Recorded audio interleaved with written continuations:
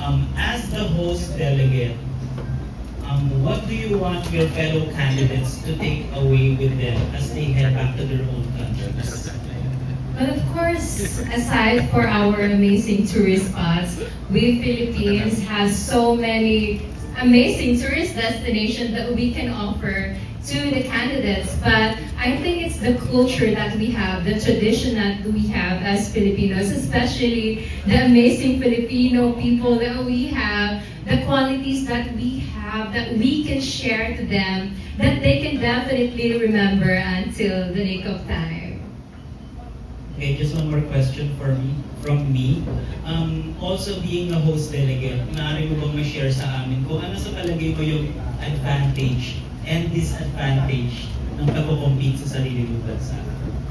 Oh, when it comes to the disadvantage, I always look at the positive side of everything. Especially, just like what I mentioned, this is my first international pageant, so I think I'm only seeing the advantage, and the advantage is for us to promote the beautiful country that we have, the beautiful people that we have, and at the same time, the culture that we can share, not just nationally, na magiging proud tayo, but internationally. So I'm just super grateful that we are the host delegate this year because as representative, it's my advantage to promote the beauty that the Philippines have to offer.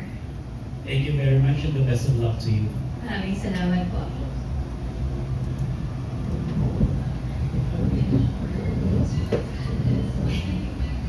Hello, Anita. I'm here. Ay, yes po. Hello. Okay. What makes you proud as a Filipina? And what Filipino values do you embrace that apply in your Miss Asia Pacific International journey? I think it's known naman to everybody that I grew up unprivileged. I came from humble beginnings. And that story of mine, I carry that throughout my life, even in this journey. So I think that's the resilience the Filipino have that I'm proud of. And of course, we Filipinos possess an innate character that we can be proud, and that is our unshakable spirit. Tayo ang lahing walang sinusukuan. Just like what we saw, we experienced so many calamities, so many problems, even in us and the individuals. I am feeling so I have received so many, problems that we have as Filipinos that we can definitely address as individuals as well, just like as citizens. I know that with our unshakable spirit, we can definitely pass any problems that we have as Filipinos. So yeah, that's something that I'm proud of as Filipina. Ang ating lahing walang sinusukuan and the resiliency of every Filipino. Thank you. Thank you.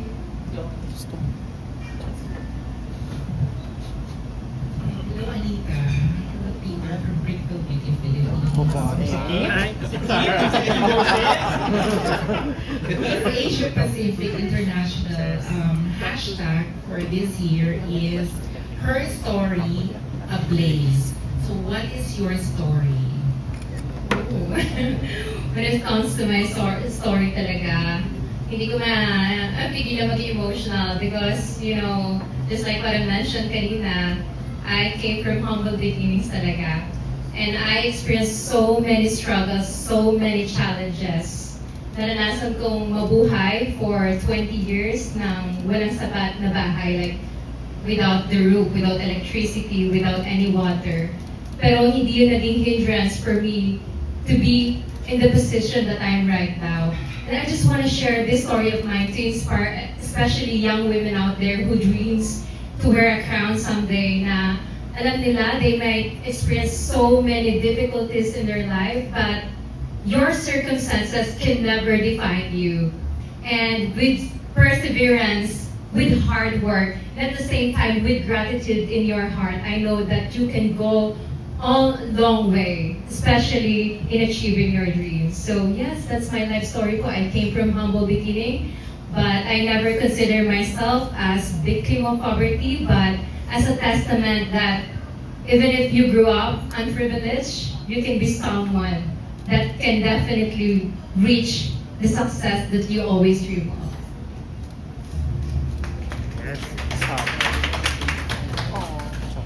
Hi, Anita. It's Sherman. Okay. My question is, in pageantry kasi, the things that I am excited about are the wardrobe.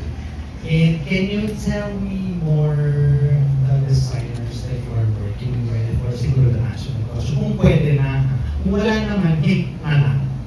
Of course, there's so many talented and creative designers that I'll be working together with this journey. Of course, together with my stylist, Mami Jero, and of course, Mami Randall as well. Marami po kaming makaka-work na talaga namang talented designer. But two names that I can drop right now is my gown designer, of course, Sir Rian Fernandez, and of course, my national costume designer is Mami Renal. Thank you. Maraming salamat po. Hello. I'm here. TJ Catalan from TJ Multimedia PH. So, my question is, since yung finals ng Mabis mangyayari sa Cebu, and for example, yung mga other candidates would ask you how to describe Cebu, how would you describe it? And if ever, ano yung mga places na gusto mong i-highlight? But ang hirap po kasi Cebu. I've never been to Cebu, but I know Cebu because of Ate Maria and Ate Tracy. I talked to them actually last night. And I asked them kung ano ba yung mapapakita or share ng Cebu. Not just nationally, but internationally. Sabi nila, napakarami. And I do my research as well. Pero I think the most important thing that I will highlight when they visit Cebu is the culture that Cebuan have.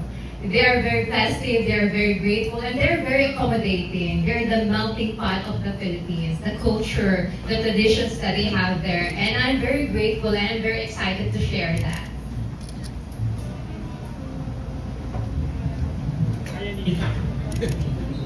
Hi Anita, this is Michael Casanova of Pageants Fanatic. Bali yung follow-up question lang dun sa your story. Can you please tell us more about your project, yung para kay Juan at Juana project? Oh, thank you for asking that. Yes, to those who don't know, I started my project para kay Juana way back 2018. Hindi pa po ako nagpa-pageant noon, but I did that out of the willingness to help. Especially, I'm part of the unprivileged community of my province, and I've seen how those people are struggling to receive quality education. Especially, I live in Barrio. Medyo malayo po ang school sa amin. And I see that the main problem there is the lack of school, the lack of quality education that they're offering to the child, the students.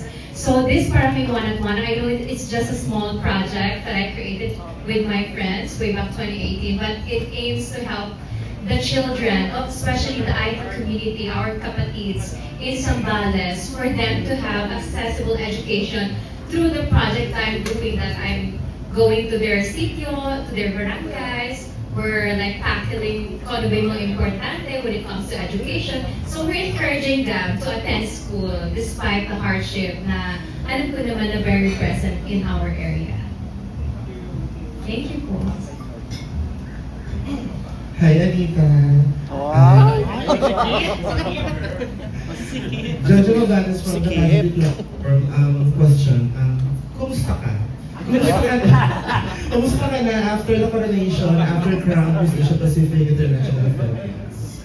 I don't know if it's rejecting, but I'm very happy, I'm very grateful, and I feel so blessed po.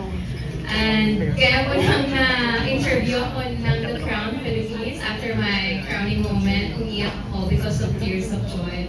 Kasi finally, I was able to represent the Philippines na, and I was able to shout Philippines sa international stage. So I'm just so grateful and blessed. The competition is tiring. What personal thing or things na ginawa mo after the night, after the coronation night? Nag-pray po talaga ako. Nag-pray ako. I thank God for all the blessing, for the strength, for the team that she gave me, the family, and of course the fans, the media that's supporting me. I thank Him po talaga. yun, nag-pray po talaga ako after the coronation night. Yun talaga yung unang kong ginawa. Nakita tayo yesterday sa bench. Can you tell us your experience? How was it? It's my first bench fashion show. So, talaga pong masaya kasi in this achievement of mine, winning Miss Asia Pacific Philippines, it opened so many doors for me, including I was able to walk sa dance fashion show. So I just feel so grateful and I'm looking forward sa kung ano pa yung mga blessings that might come our way, di ba? Salamat po. I'm Miss Anita. This is Paolo from Agency News International. Looking back, how has this pageant journey changed you as a person? I think it changed me for better. No, I'm still the same Anita who is very resilient, who's looking forward to what will come next in a hopeful and in a positive way. But it changed me in a way that I'm carrying not just myself in this journey, so I want to give my 101% because I'm carrying the whole Philippines this time. So I think it gives me more confidence because I'm the only Filipina that will compete in this journey. And I know that I have Philippines with me supporting and rallying back. Kenny. Hello, Kuya Ethan Concepcion from Manila Standard. Pinanita, Pinanita, you're one of the queens of Pasabog and Kabog. Kumbaga, you're a dream of every designer, no?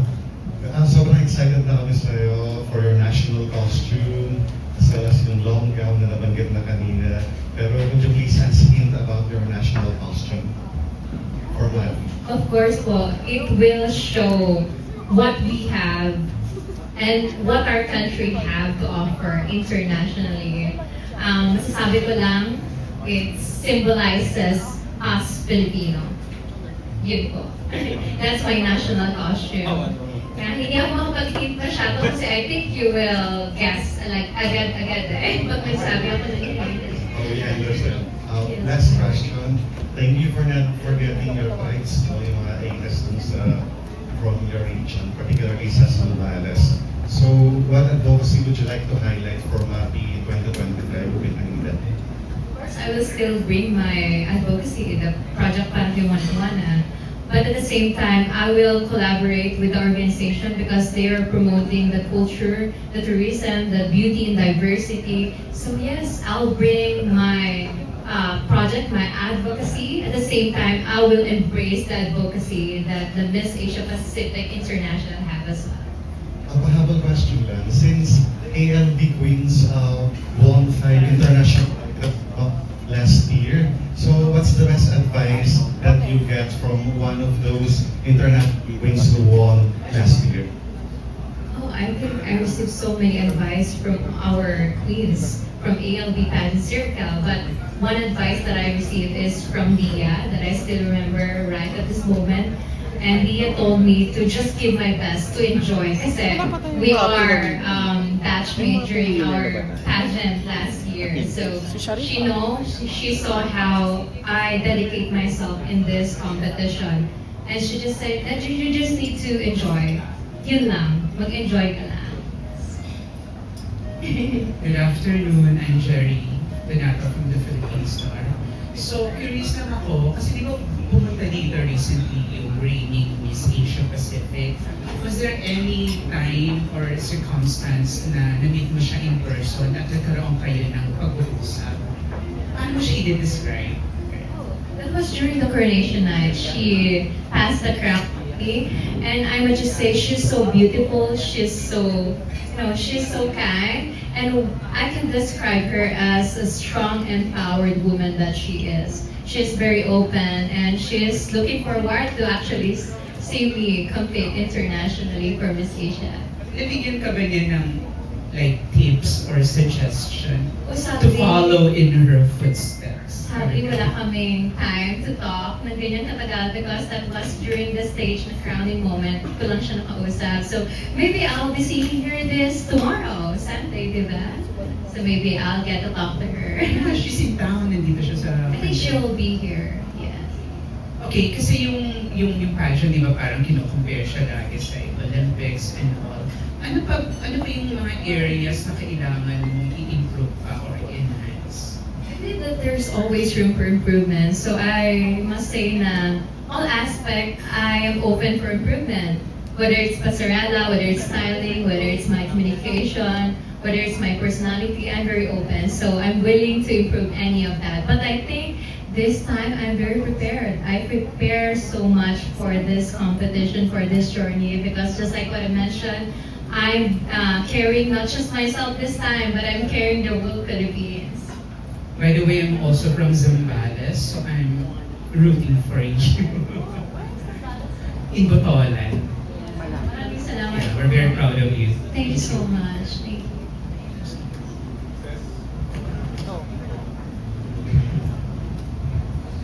Ayan, Nita, Cesar from the 25.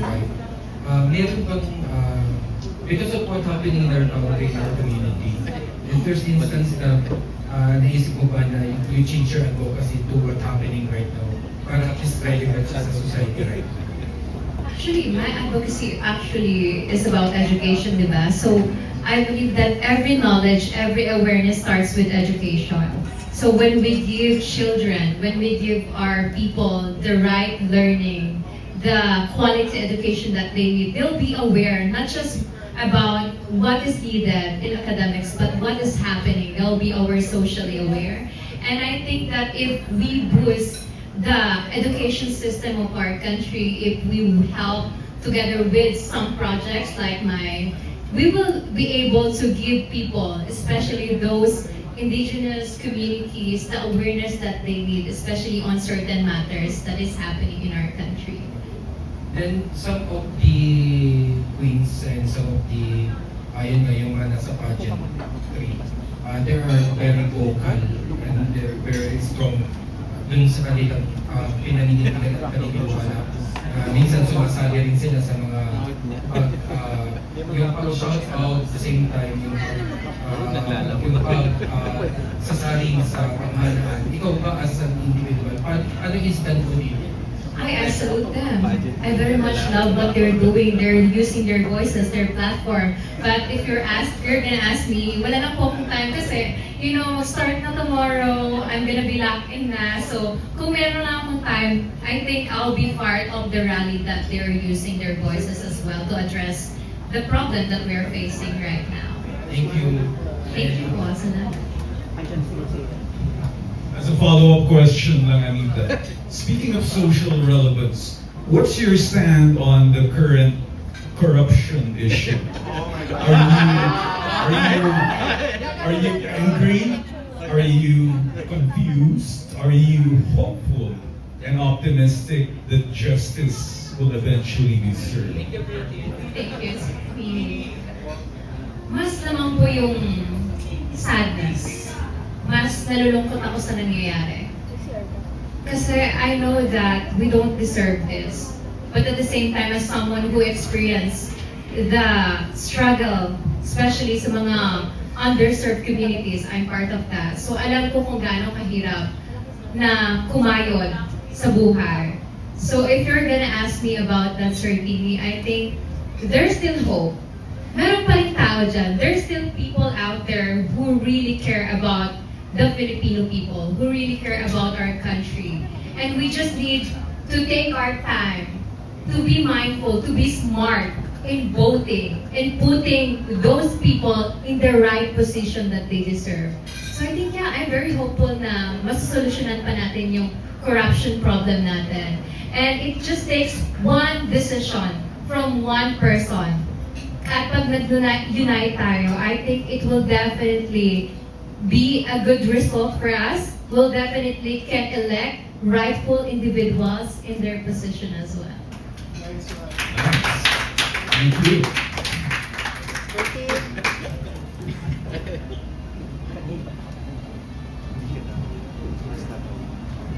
Yes, good afternoon. My question is, who among the Miss Asia Pacific International 2025 candidates do you think could be a strong competitor? We actually don't have time to check all the candidates, but I I'm talking with some candidates na. So I think it would be Thailand because yes, she's so friendly. I know that she competed in one of the most prestigious pageant in her country as well. And I can see that she is looking forward to see Philippines and to experience Philippines and of course to compete and perform in Miss Asia Pacific. So yeah, I think I'll be waiting for Miss Thailand to go here. Yes, and to meet her as well. My next question is, what do you think is the most challenging part of competing internationally and how do you overcome it? I think it's the idea of knowing na you're competing not just nationally but internationally. You're competing in different races, different women, different background. But at the same time, I see that as an opportunity for me to connect with women around the world, to know their culture, to know their personality, and at the same time, to share what we have or what I have as Filipina as well. Thank you. Anita, we have seen you, Romel from the Crown Philippines. So we have seen you for how many years, no? Para nakita na namin lumaki sa pageant. Ano kaya yung message mo from the time that you were just starting in pageantry and now na you said you're prepared to represent the Philippines internationally. What's your message for yourself? My message for myself. I think my message for myself back then is to continue what you're doing. Because in being in this journey, it's either you go home, or it's either you go big or you go home. So when you join a pageant, you should dedicate not just yourself, but your heart. So I must just say that she must just keep doing her best. Never let any circumstances, never let failure dictate or define who she is. Because as we can see, even though I faced so many challenges, so many failure in my life, I am here with a crown, with a sash over my heart. And I have a question, also from some parents and from my own government. So, one thing that we have been seeing for the past 2 years is the emergence of some millennials in beauty pageants, right? CJ Piazza, right? So, how do you see that as a motivation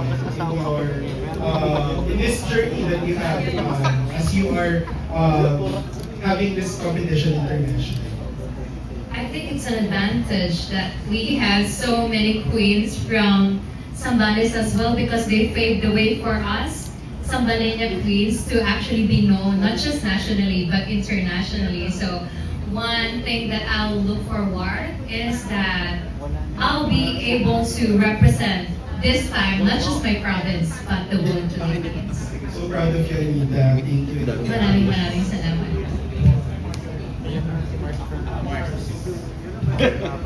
Get ready. Anita, would it be okay if you could stand up right now? Ready na ang cellphone? Wait lang, ma. Wait lang. Gitna ka yan. Okay, ready? Wait lang, Fran. Wait lang, ma. Anita Rose Gomez, Miss Asia Pacific International Philippines 2025. Why should you be our winner this year? Kala ko pakilala lang ma. So yeah, to answer the question, I think I am worthy of winning Miss Asia Pacific International because of my journey and my story that is rooted in gratitude. I came from humble beginnings, but all those challenges that I've faced has made me to be the person that I'm right now, grounded, driven, and full of heart. And growing up with lack of necessity, it gave me the dedication that I have to do everything, to put my heart whenever I do something. And I think I can win Miss Asia Pacific because I'm not carrying just my dream in this journey, but I'm carrying the strength, the purpose, and the story that this crown was made for. Maraming salamat po. And can you introduce yourself now, officially? Okay, ma. Wait lang. Ready? Anita Rose Gomez, Philippines! Thank you so much, Sir Tim. Ang finale pala yung kaya. Kay Ay, may question pa? Papay na. Okay na. Sabi na ulo ko. We have some friends who want to wish Anita good luck. Maybe call on her official makeup artist, AJ Castro. AJ, come forward, please. Well-wishers. Dito mo ka nung ano. Taga mo dito. Ayoko nahihirapan ka, JR. Ayoko nahihirapan ka, JR.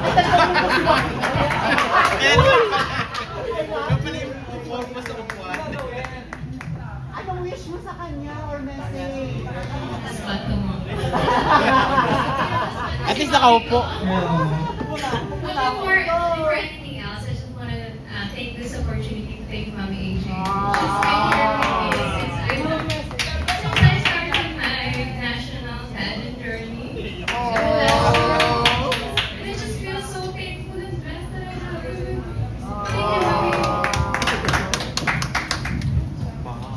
Thank you, Mommy.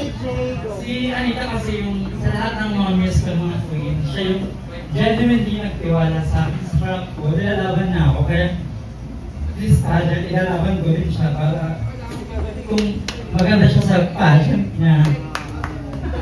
Marami na kami pinagdaanan kasi dumating sa point na magkasama kami every night. Nagpe-prepare kami together kung anong kailangan niya. And hindi ako napapagod na tulungan siya kasi sobrang bait niya.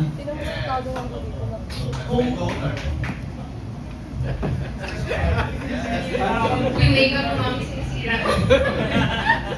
Ayun, so, kasi, yung dream niya na ma-represent yung Philippines, matagal na namin yung pinangarap. Nung crowning moment niya, nung last pageant niya, I'm really happy kung ano yung nakuha niya kasi parang long overdue na dapat mag-represent na talaga siya ng Pilipinas. So, now, eto na yung chance. Alam kong gagalingan niya. And pupunta ako sa Cebu para makita ko yung moment na yon na finally, alam ko na yung sash na Miss Asia Pacific Philippines magiging Miss Asia Pacific International 2025. Congratulations. Andito lang ako palagi for you.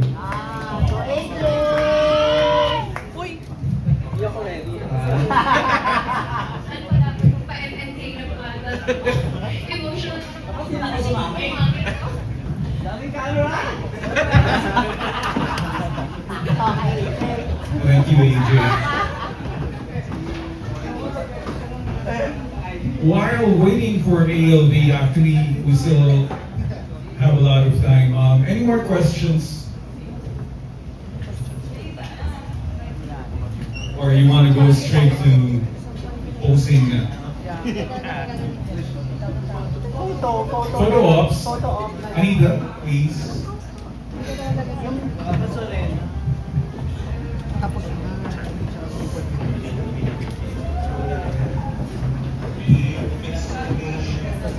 Mawag naman ganyan po.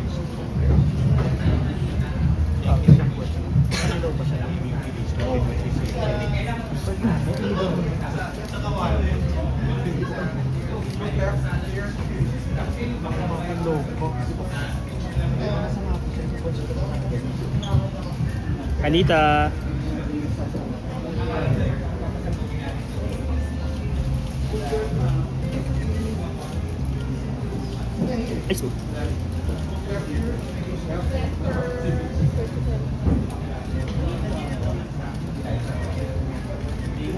Sa right naman.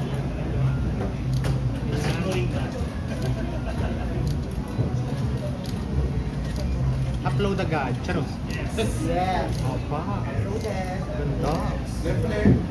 Center. Nita to your right. Official. Ang mapi. Sarap. Ganito. Ah, ma! Ang ganda. Oh, andito ka na. Ang ganda rose. Ang ganda here. Good. Nita to your right.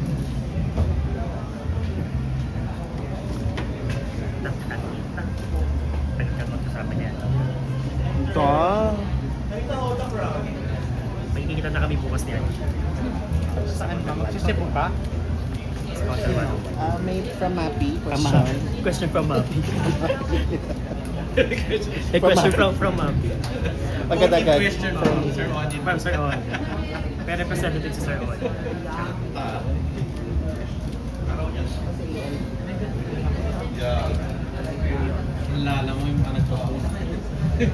Nakarami na ako. Let's Charot. officially wrap up today's festivities. I'd like to thank once again our media friends for joining us despite their busy weekend.